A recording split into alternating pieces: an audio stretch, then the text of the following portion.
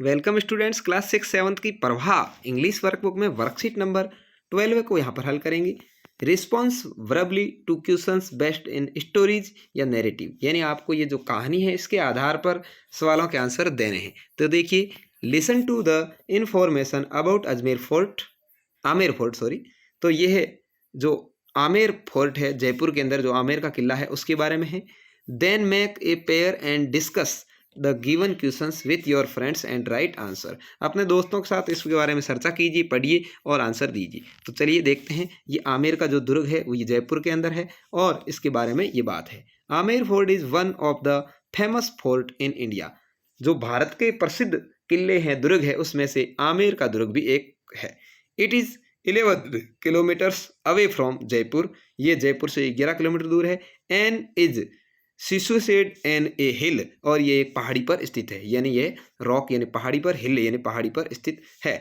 It is a popular tourist destination, यानी ये पर्यटकों के लिए बहुत ही दर्शनीय स्थल है। It is also known as Amer palace. इसके अंदर आमेर पैलेस भी बना हुआ है। राजा मान सिंह रूल्ड हेयर, यहाँ पर राजा मान सिंह ने शासन किया था।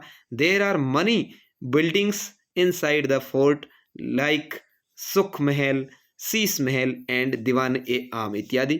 यहाँ पर बहुत सारी बिल्डिंगें भी बनी हुई, जैसे सुख महल, शीश महल, दीवान ए आम।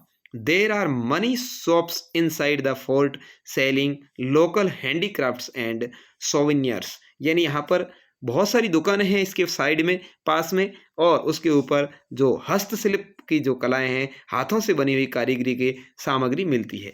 देर is a beautiful lake near it his makes the fort look even more beautiful. इसके पास में एक खूबसूरत झील है जो किले के ऊपर से देखने पर बहुत ही सुंदर दिखाई देती है। तो ये थी आमेर के किले जयपुर के बारे में। इसके बारे में नीचे क्वेश्चन पूछे, देखिए, discuss and right the name of fort in A around your district. आपके जिले में स्थित एक या दो या किलों के नाम लिखने हैं। तो देखिए, यदि आप जोधपुर के रहने वाले हैं तो लिखेंगे मेहरानगढ़, जोधपुर के अंदर मेहरानगढ़ का दुर्ग है।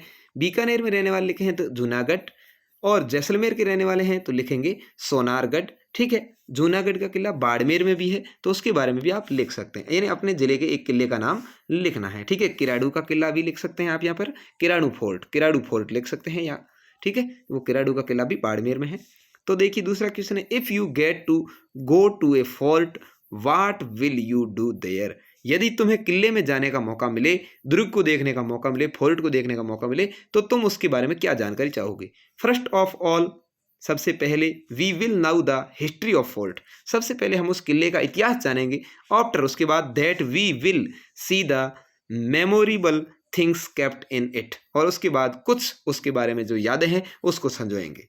तीसरा है, there is a word souvenirs given in the passage, discuss its meaning with your teachers and write there.